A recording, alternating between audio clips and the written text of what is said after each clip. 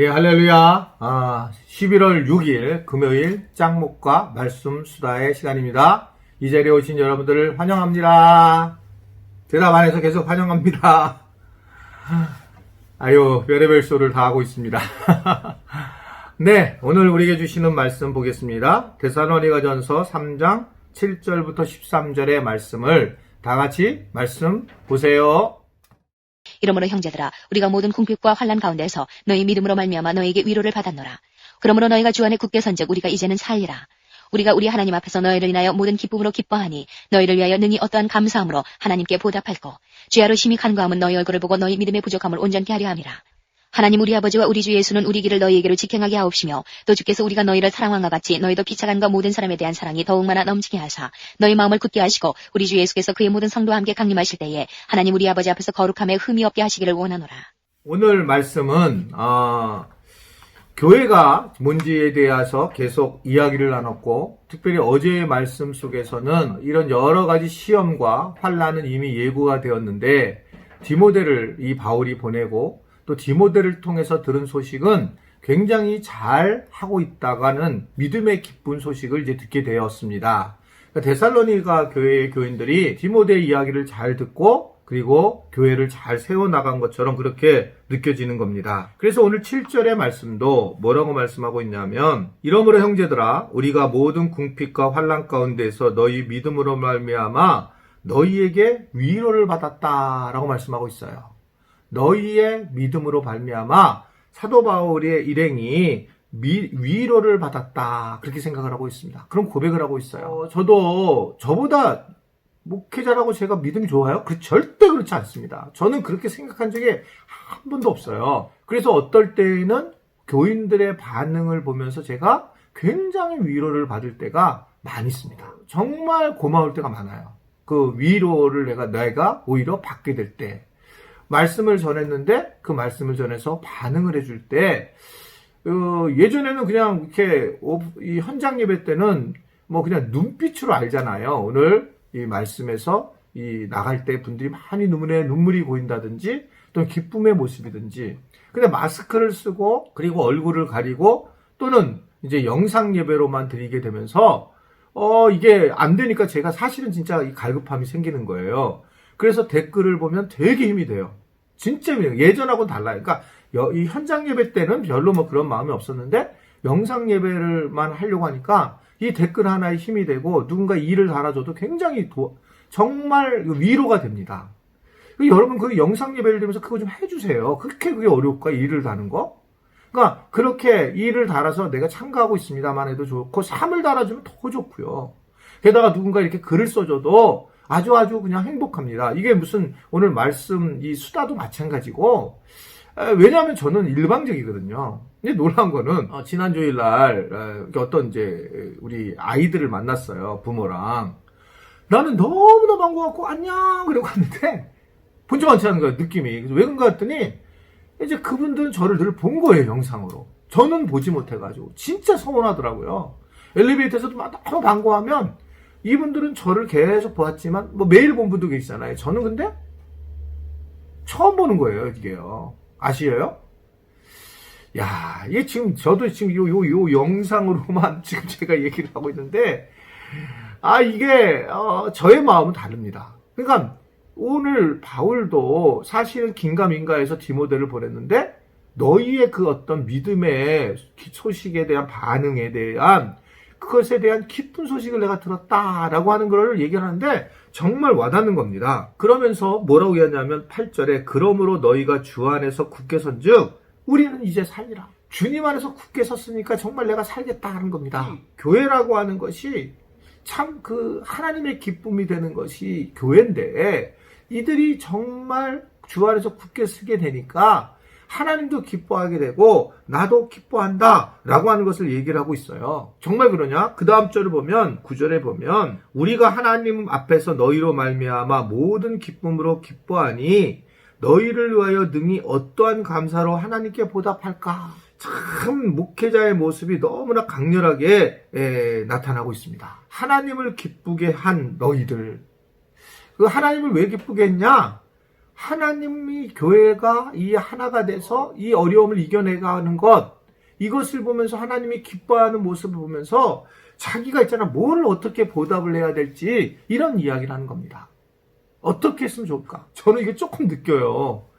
바울의 마음이. 그러니까 어떨 때 보면 어떻게 하면 교인들을 도와줘야 할까? 어떻게 하면 우리 교인들에게 이것에 대해서 뭐를 어떻게 해줬으면 좋을까라는 겁니다. 이게 처음에는 문제가 됐어요. 처음에는 교회를 개척하고 난 다음에 가장 힘들면, 지금도 아마 개척교회 목사님들 그럴 거예요. 그래서 제가 이제 이런 얘기를 하는데 참 어려운 마음인데, 개척교회를 한 목사님과 부임한 목사님이 좀 다른 점이 있을 수 있다라고 얘기를 했잖아요. 이제 그런 부분에서 개척하신 목사님들은 한 분 한 분 영혼이 정말 귀하게 만나서 오게 됐잖아요. 그런데 이제 부임하신 목사님들은 그게 아니잖아요. 그분 잘못이 아니라 그냥 왔는데 계시는 거고 그분들을 이렇게 다양하게 만나는 거잖아요. 그런데 이 개척하고 작은 교회에서 끌고 오신 목사님들은 이 어떤 영혼에 대한 이 사랑이 제가 볼 때도 굉장해요. 저도 이제 너무 힘들었던 게 뭐냐면, 저가 작았을 때는 교인들이 아프잖아요, 교인들이. 그럼 정말 제 책임인 걸 느끼는 거예요. 제가 기도를 안 해서. 사업이 망하면 막 완전히 저 책임인 거예요. 저희 교회 지금도 아픈 분이 있고 암에 걸린 분도 있고 그러잖아요. 그때마다 덜컹덜컹한 게, 내가 기도를 잘 못해드려서 그런가? 내가 왜 그래서 그런가? 이런 마음이 기본적으로 있어요. 그러니까 그런 마음들이 사실 어떻게 보면 목회자의 마음이고, 이런 것들을 분리시켜 나가는데 굉장히 어려웠어요. 그리고 지금도 이게 사실 늘 싸움이죠. 늘 아주 제가 굉장히 딱 부러지는 그런 성격이 있는 것처럼 보일 때도 있지만, 사실 속마음은 그렇지 않습니다. 교인들이 만약에 교회를 떠났어요. 그러면 다른 교회 가시죠. 그럼 왜 우리 교회 안 맞으면 떠나야죠. 이렇게 제가 마음은 정리하고 있지만, 왜냐면 그건 어쩔 수 없는 거니까. 그런데 속마음은 뒤에 가서는 굉장히 기도하고, 또 제가 혼자 있을 때 힘든 마음이 있는 게 사실입니다.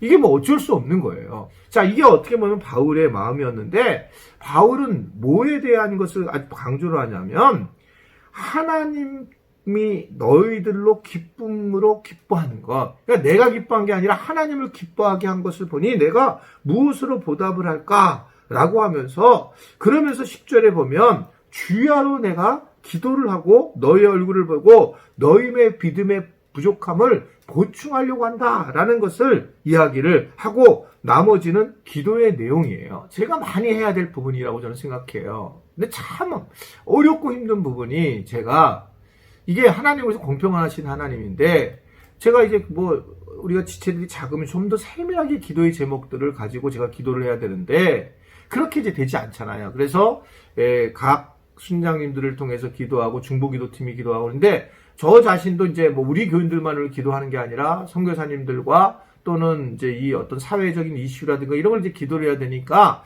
우리 교인들을 위해서 기도할 수 있는 그런 시간은 많지 않습니다. 그러나 개인적으로 지금 중보기도팀에서 이렇게 저한테 매일 권사님 한 분이 매주 기도 제목을 저한테 보내주고, 제가 그 기도 제목을 읽고 여러분들이 지금 어떤 상황이 있는지는 잘 알고 있어요. 그러니까 그렇게 기도를 하고 있는데, 이제 그러한 기도를 통해서 이 믿음을 보충하게 하는 거. 우리가 지금 제가 그 말씀을 했잖아요. 이렇게 바울은 이렇게 했는데 우리 목사님은 이렇게 한다. 이쪽으로 바라보시면 안 돼요. 저는 그렇게 바라봐야 되고, 우리 지체들은 우리끼리 그렇게 해야 된다는 거예요. 저 사람이 부족한 것에 내가 기도를 해주면서 믿음을 보충하게 하는 것. 그래서 교회가 하나님을 기쁘게 하는 교회로 자꾸 믿음이 세워져 나가는 것이 우리에게 중요하다라는 겁니다. 그래서 이 바울이 그러한 기도를 하게 되고, 특별히 13절의 말씀은 되게 유명한 말씀인데, 자, 읽겠습니다. 시작. 너희 마음을 굳건하게 하시고 우리 주 예수께서 그의 모든 성도들과 함께 강림하실 때에 하나님 우리 아버지 앞에서 거룩함에 흠에 없게 하시기를 원하노라 라고 말씀하고 있습니다.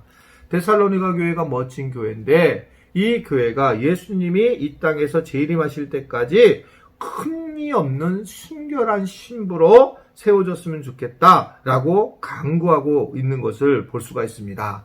거룩함에 흠이 없게 하는 것. 그건 교회의 모습입니다. 교회는 거룩입니다. 이 거룩은 외형적인 것이 아니라 세상 사람들과 다른 생각을 하고 다른 방식으로 가는 그런 조직체라고 하는 겁니다. 이걸 꼭 기억하셔야 돼요. 그래서 세상의 방식으로 자꾸 교회를 잣대로 대면 굉장히 교회는 교회의 본질 자체를 잊어버리게 됩니다. 교회는 생명체고, 교회는 사람을 살리는 곳이고, 교회는 하나님이 주인인 곳입니다. 사람이 주인인 곳이 아니에요. 그냥 직분과 직책들을 맡아서 서로 이 원활하게 그 자기 일을 잘 지체로서 행하게 될 때에 교회가 세워지고 또한 거룩하고 흠이 없는 곳으로 세워지는 걸 볼 수 있습니다. 우리 교회에서 임직을 할 때에 뭐 어느 대학을 나왔고 또 직업이 뭔지 그런 거 우리 올리지 않잖아요. 그냥 무슨 훈련을 받았는지, 교회 안에서 어떻게 세워졌는지, 그러면서 직분을 받게 됩니다. 직분을 받는 이유는 교회의 지체로서 살아가는 거예요. 어떤 사역을 하면서 살아가야 되는가. 이제 12월이 점점점 다가오잖아요. 이제는 이제 사역자들을 뽑아야 되고, 또 특별히 뭐 여러 가지 중에 교사들과 순장들을 잘 해야 되는데, 정말 다시 한번 말씀을 드리는데, 자기 환경을 보지 마시고, 그래서 내가 이 일을 교회에서 하라고 했을 때 아멘을 다 했으면 좋겠어요. 아멘이세요? 그냥 이걸 해봐주시고 환경들 자꾸 얘기하고 싶은데, 교회는 여유가 있어서 우리가 섬기는 그런 곳이 아닙니다. 자기가 섬겨보니 하나님이 그런 물질을 주시고 시간을 주시고 건강을 주셨다는 고백이 나와야 되는 게 교회지, 환경과 여유가 있고 건강하니까 교회를 섬기겠다, 그거는 세상 조직이에요. 그래서 그런 일을 했더니 교회에 정말 거룩하고 흠이 없는 그러한 모습으로, 이게 순결하게 주님을 기다리는 모습으로 세워진다는 걸 아시고, 자, 오늘 전화 가면, 아니 오늘 안 가겠는데 어떤 전화 가고 누군가가 좀 섬겨주십시오. 마을장으로, 순장으로, 때로는 교사들로, 또는 찬양대로, 또는 뭐 봉사자로, 팀장으로, 그때 좀 무조건 아멘 하세요. 무조건. 그리고 주님이 열어주십시오. 함께 더불어 기도하는 게 교회다. 이게 거룩한 모습이다라는 것을 기억하시고, 그러한 우리 지체들이 되기를 주님의 이름으로 부탁을 드립니다. 기도하겠습니다. 하나님 말씀에 오늘 들을 때에 하나님 주신 말씀에 찔림을 받는 분들은 정말 하나님 앞에 회개를 하고 교회 안으로 다시 들어와서 핑계대지 말고 교회를 섬기는 과정으로 넘어갈 수 있게 하여 주옵시고, 이것이 자기 힘으로 하지 말고 성령의 이름으로 가능하도록 주님 도와주시고 인도하여 주옵소서. 내년도 맡을 사역에 대해서도 나이가 있고 몸이 건강하지 못하고 내가 또 여전히 다른 사람하고 부딪힐까봐 두려워 떠는 마귀의 꼬임에 넘어가지 않게 하시고, 주님 내가 하겠습니다 라고 교인답도록